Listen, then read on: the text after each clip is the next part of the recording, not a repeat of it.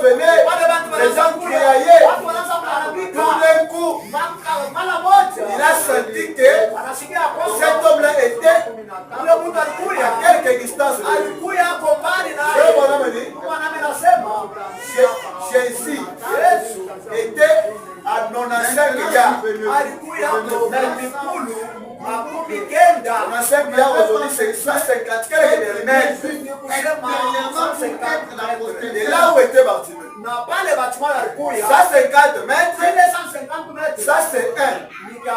Et deux, dans la foule. Katikati ya watu troisièmement, dans le bruit, mumakelele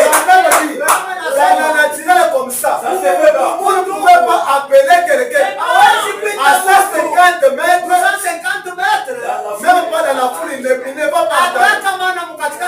Mais Jésus passa à 150 mètres dans la foule, dans le bruit. Bartimée cria, fils de David, fils de David, aie pitié de moi. David, aie pitié de moi.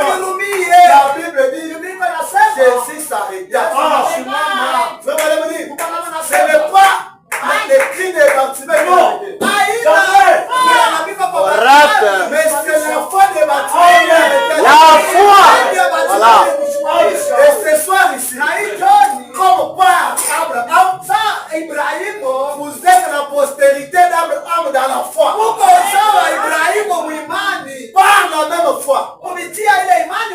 Dis à ton problème. Par la même foi. Que Jésus s'arrête à ton problème. Il va s'arrêter. Et ce soir ici, il n'est même pas à 150 km. Notre prophète pouvait le faire. Quand il s'est télé à l'estrade, il prêche. L'âge descend, lui sent, il proclame cela dans sa bouche.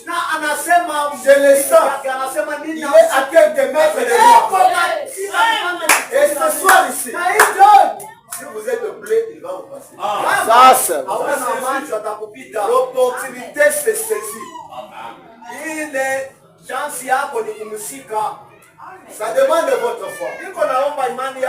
Ça demande votre foi. Je sens que je dois expliquer pour relever un peu l'équivoque de ceux-là qui résonnent sur la parole. Comment devenons-nous héritiers?